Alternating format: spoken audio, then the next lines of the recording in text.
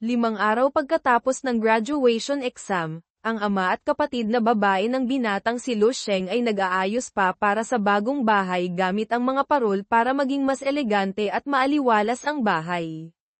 Habang nakaupo sa mataas na upuan at nagsasabit ng parol, napatawa ang ama ni Lu Sheng. Hehe, malapit nang lumabas ang resulta ng exam ni Sheng NHI. Kailangang maghanda ng maayos na selebrasyon. Hindi kalayuan, sa isang bahay sa tabi, tinanong ng asawang lalaki ang babae, "Mahal, yung bagong kapitbahay sa tabi, nagsasabit ng parol at paputok. Mukhang may masayang okasyon, ano?" Nainis naman ang babae at sumagot, "HMP. Masayang okasyon. Mula nang dumating sila, walang magandang nangyari." Nagpakita siya ng pagmamataas, iwinasiwas ang kamay, at nagngalit ang ngipin. Napakamura ng bahay dito. Kahit sinong pusa o aso na may kaunting pera ay kayang bumili at tumira. Nakakasuka tingnan ang mga mukha nilang mukhang mahirap. Hay nako, probinsyano. Sobrang probinsyano. Pagkalipat pa lang, ang gulo-gulo na. Kaninang umaga, nakasalubong ko pa sa gate, may daladalang mga dalandan na nagkalat sa buong kalsada, hamarang sa daan ng kalahating oras. Hindi ko alam kung tumalsik ba ang katas ng dalandan sa kotse ko. Iniisip ko pa lang, nasusuka na ako. Nakita ng asawang lalaki na medyo masungit ang babae at sinabi, "Mahal, huwag ka namang masyadong bastos magsalita. Kahit papaano, kapitbahay natin sila." Lumingon ang babae at sumigaw, "Ano? Asawa kita tapos kumakampi ka pa sa kanila." Biglang may umugang na siyam na busina ng kotse, kaya nagulat ang babae at napanganga, mabilis na tinakpan ang dalawang tainga. Sino bang bumubusina? Baliw ba? Siguradong yung mahirap na kapitbahay na yun ang gumaganti sa akin. Nakakainis talaga, dahil lang inapakan ko ang ilang dalandan niya. Hintayin mo, tatawag ako ng truck para tabunan ko ang bakuran ng bahay niya. Ang asawa ay may ugaling mainitan ng ulo na parang yelo, at mabangis na parang slaad, habang ang asawang lalaki ay mukhang mas kalmado. Dahan-dahan niyang tiningnan ang plaka ng mga kotse. Biglang tumulo ang pawis niya. Teka, ang plaka ng kotse na ito ay D1. Ito ang kotse ng gobernador ng probinsya. Idinagdag pa ng lalaki, dumating ang gobernador para bumisita. 9 na beses tumunog ang busina, pagbati sa paglitaw ng isang talento sa martial arts. Dumating ang gobernador, siguro dahil sa numero 1 sa martial arts. Ano? Ang numero 1 sa martial arts ngayong taon ay taga-Baihi. At dito pa sa maliit nating subdivision nakatira. Ano bang pinagsasabi mong walang kwenta? Paanong magkakaroon ng numero 1 sa martial arts dito sa maliit nating subdivision? At kung meron man, hindi yung pamilyang probinsya nung bagong lipat na yun. Tumingin ang babae para kumpirmahin, at totoo ngang kotse ng gobernador ng probinsya. Napasabi siya, "Totoo nga. Umusok na berde ang puntod ng mga ninuno nila. Kailangang makipagkilala agad." Mula sa loob ng bahay, ang ama at kapatid na babae ni Lu Sheng ay tumingin palabas at nagtaka rin sa convoy at sa 9 na busina. "Ha, Chinghe, bakit may ganito kakilakilabot na convoy na huminto sa harap ng bahay natin? Sa tingin mo, sino ang dumating?" "Ha, hindi ko po alam. Bakit ako po ang tinatanong nyo, Tay? Sa totoo lang po, kahit dilat ang mata ko, hindi ko alam. Pinapikit nyo pa ako, paano ko malalaman kung sino?" Nang makita ang marangyang convoy na nakaparada sa harap ng kanilang bahay, lumabas ang magulang ni Lu Sheng at si Lu Chinghe. Agad na bumaba ang mga bodyguard mula sa kotse, binuksan ang pinto, at inanyayahan ang nasa loob na lumabas. Pagbukas pa lang ng pinto, narinig na ang boses ng lalaki, "Pasensya na sa biglaang pagbisita." Ang magulang at kapatid ng binatang si Lu Sheng ay natulala sa pagbati, dahil ito ang unang pagkakataon nilang makaharap ng ganito kaelegante at makapangyarihang tao. Nagpatuloy ang lalaki, "Maaari ko bang itanong, ito po ba ang tahanan ng numero 1 sa martial arts, si Lu Sheng?" "Nais kong magpakilala. Ako po si Habin Nam, ang gobernador ng probinsya ng Dunning. Ang aking antas sa martial arts ay Grandmaster. Nang marinig na ang dumating ay ang gobernador, at tinawag pa ng gobernador ang kanyang anak na numero 1 sa martial arts, hindi makapaniwala ang ama ni Lu Sheng sa kanyang naririnig at nakikita. Parang sa bahay ng hipon, ano? Numero 1. Si Sheng Nhi ay ang numero 1 sa martial arts. Numero 1. Maging ang ina at kapatid ni Lu Sheng ay hindi naitago ang kanilang kagalakan, lalo na ang kapatid na si Lu Qinghe, na nanlaki ang mga mata at natulala ang bibig. Ang kapitbahay na babae sa tabi na nakikinig sa usapan, nang marinig ang impormasyong ito, ay parang gustong maging bato. Ano? Ang numero 1 ay anak ng mga probinsya nung ito. Agad siyang napahawak sa ulo, napapasabunot, puno ng pagsisisi. HMP. Tapos na. Tapos na talaga. Ano ba tong mga ginawa ko? Bakit hindi ko napansin dati? Sa pagkakataong ito, tapos na.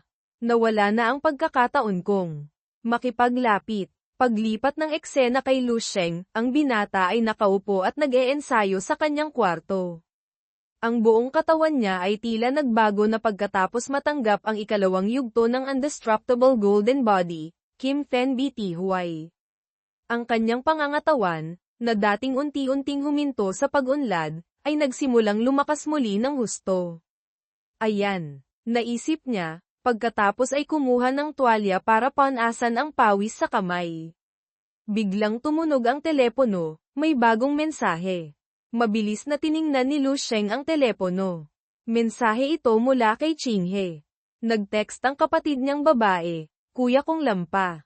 Naging numero 1 ka sa buong bansa. Numero 1. Numero 1 yan." Hindi niya kinalimutang maglagay ng nakakatawang icon. "Kuya, ang daming bisita sa bahay. Bakit hindi ka pa bumabangon? Tulog ka na parang baboy. Bumangon ka na." Tuwang-tuwa pang nag-text ang dalaga, "Kuya, nandito pati ang gobernador na Grandmaster. Bakit mo hinahayaang maghintay ang isang Grandmaster sa pagbangon mo?" Nagulat ang binata nang mabasa ang text. "Nasa bahay namin ang gobernador. Tingnan nga natin." Agad na ginamit ng binata ang kanyang lakas ng isip para madama. Naglabas ang buong katawan niya ng malakas na lilang banal na lakas, mabilis na bomb alert sa buong bahay. Ang aura na ito, si Presidente Siang ba ito? Naramdaman agad ng binata ng detalyado kung gaano karaming bisita ang nasa bahay at ang aura ng bawat isa. Sa tabi ni Presidente Siang ay may isang tao na katumbas din ang chi at dugo, isa ring paparating na Grandmaster na antas-anim. At itong isa, ang buong katawan ay chi at dugo na parang hurno ng apoy, na kahit ang isang martial artist antas-anim na ay parang uling lang na inilagay sa dumi sa tabi ng nagliliyab na apoy. Ang malakas na aura na ito ay isang Grandmaster. Sa ibaba, sa sala, masayang nag-uusap ang mga tao. Nang marinig na may ingay sa hagdan, nagsalita ang gobernador, "HMPF, HMPF. Mukhang gising na ang ating numero 1 sa martial arts." Dahan-daang bumaba si Lu Sheng sa hagdan. Magalang na unang nagsalita ang binata, "Pasensya na po, pinaghintay ko kayo." Nang makita si Lu Sheng ng mga matatanda, nagbulungan sila, "Magaling. Napakabata pa pero nagtataglay na ng ganito kalaking lakas at presensya. Parang bukang liwayway na sumisikat pagkatapos ng madilim na gabi. Talagang mahirap hindi humanga." Ang kasunod na alon ay tinutulak ang naunang alon. Nagsalita ang ama ni Lu Sheng para magpakilala, "Sheng Nhi, sa wakas gising ka na. Ito po ang gobernador ng ating probinsya ng Dunning, si Habin Nam. Ito naman po si Mayor Siang Yuhei, ang mayor ng lungsod ng Baihe. Siguro kilala mo na siya." Agad na inilahad ni Lu Sheng ang kamay, "Magandang araw po, gobernador ha. HMPF, HMPF. Lu Sheng, magaling." Ang biglaang pagbisitang ito ay pangunahin para batiin si Lu Sheng sa pagkamit ng numero 1 marka sa buong bansa, ang pagiging numero 1 sa graduation exam ngayong taon. Hanggang sa mga sandaling ito, tila lutang pa rin ang binata at nagtanong, "Lumabas na po ba ang resulta ng graduation exam?" Sa pangkalahatan, tapos na ang pag-istatistika, kulang na lang ang ranggo ng puntos. Ngunit ang numero 1 pwesto ni Lu Sheng ay sigurado na. Bukod pa rito, iyon ay resulta na hindi pa kasama ang puntos sa kultura at iba pang mga bonus na puntos. Kapag naidagdag na ang lahat ng bonus na puntos, malaki ang posibilidad na mabasag ang pinakamagandang record sa kasaysayan ng graduation exam. Ang nakakagulat na impormasyong ito ay muling nagpatulala sa buong pamilya ni Lu Sheng. Ang ekspresyon ng kapatid niyang gustong lampasan ang kuya ay mukhang nakakatawa at hindi maintindihan. Nagpatuloy ang gobernador, "Kay tatanggap ko lang ng balita, agad akong pumunta rito. Gusto kong maagang makilala si Lu Sheng." Kasabay nito, bilang kinatawan ng probinsya ng Dunning, nais kong igawad ang ilang karapat-dapat na gantimpala para sa ating numero 1. Ito ay 5 milyong cash na premyo. Bagamat hindi malaki, ito ay tanda ng pagpapahalaga ng probinsya para kay Lu Sheng. At ito naman ang titulo ng isang apartment na mahigit 400 metro kwadrado sa sentro ng Kapitolyo ng Dunning. Bagamat mas maliit kaysa sa bahay ni Lu Sheng, napakaganda ng lokasyon nito. Sa paligid ay maraming propesyonal na pasilidad ng suporta mula sa Martial Arts Association, napakaangkop para sa pamumuhay at pagsasanay ng isang martial artist. Agad na tinanong ng gobernador si Lu Sheng tungkol sa paaralang pipiliin niya. Sa kasalukuyan, ang lakas ni Lu Sheng ay nasa antas 6 na. Malaya kang makakapili ng kahit anong martial arts school sa buong bansa. Nakapag-isip ka na ba kung aling paaralan ang pipiliin mo? Nang marinig ang impormasyong siya ay martial artist antas 6 na, si Lu Qinghe ay parang gustong mag-log out sa mundo, ang buong katawan ay lumulutang. Mabilis na sumagot si Lu Sheng, "Nakapag-isip na po. Ang 7th Sacred Martial Arts University sa kabisera." Kinuha ng gobernador ang isang tumpok ng mga sulat at sinabi, "Oo, iyan din ang naisip ko." Sakto, ang Sacred Martial Arts Hall ay nagpasuyo rin sa akin na iabot ang mga sulat ng rekomendasyon para sa iyo, mula pa sa lahat ng 7 paaralan sa Sacred Martial Arts Hall. Hindi ako papanig kan inuman, hindi na ako magdaragdag pa ng kahit ano. Hayaan mong ikaw mismo ang pumili. Inilatag ng gobernador ang 7 sulat sa harap ni Lu Sheng para pumili siya. Napanganga si Lu Qinghe, hindi makapaniwala. Ang Sacred Martial Arts Hall na hinahangad ng napakaraming estudyante ng martial arts sa bansa, at malaya pa siyang makakapili. Ito ba ay plot ng comics o nobela? Tiningnan ni Lu Sheng ang 7 sulat sandali.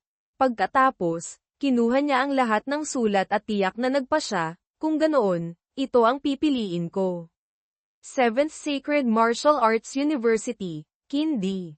Hawak ng binata ang sulat mula sa paaralang pinili niya, na may determinasyon sa mga mata.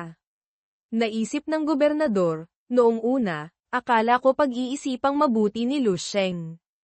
Hindi ko inaasahan na ganito kakakaiba ang paraan niya ng pagpapasya. Ang 7 Sacred Martial Arts Universities ay itinayo batay sa pamana ng mga martial saints.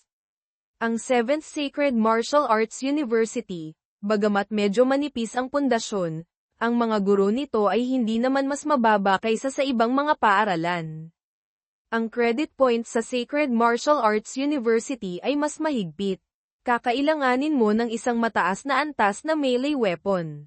Kapag nakapili ka na ng espesyalidad sa melee weapon, tawagan mo lang ako.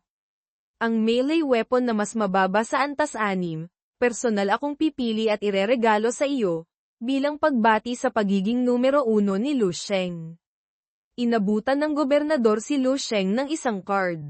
Kinuha ng binata ang card, iniisip, ang antas 6 na melee weapon, kahit ang pinakamura ay hindi mura. Ngunit ang pagtanggi sa kabutihang loob ng isang gobernador na kasabay nito ay isang napakalakas na martial artist na antas grandmaster ay tiyak na isang napakabastos na kilos. Kung gayon, maraming salamat po, gobernador ha. Pagkatapos ng lahat, tumayo na ang lahat para magpaalam. Sige, pasensya na sa abala ngayon, hindi na kami magtatagal pa. Pangunahin, si Bin Nam, Nang marinig na ang probinsya ng Doninco ay nagkaroon ng isang dragon child, talagang sobrang nasabik, mahirap pigilan. Sana maunawaan ninyo. Iwinasiwas ng ama ni Lu Sheng ang kamay, walang anuman. Walang anuman. Agad pagkatapos, hinatid ni na Lu Sheng at ng kanyang ama si Gobernador Ha palabas. Hindi na itago ng ama ni Lu Sheng ang saya sa kanyang puso. Kinuyam ang kamao, nagdiwang. Sumigaw ang ama ni Lu Sheng, haha. Talagang karangalan ng mga ninuno. Karangalan ng mga ninuno, ang ating pamilyang Lo, sa wakas dumating din ang araw na ito. Pagkatapos, sinabihan pa niya ang asawa, bilisan mo, bumili ka pa ng karne at gulay. Mamayang gabi, magdiriwang tayo ng bonggang-bongga. Sa ibang lugar, may isang taong hawak ang file ni Lu Sheng at tinitingnan ito. Medyo interesante. Sa isang lugar na madilim ang ilaw, sumagot ang isang lalaki, oh. Nagawa niyang makuha ang interes mo. Kahanga-hanga nga, siguro magiging kaiba ng kaunti ang taong ito.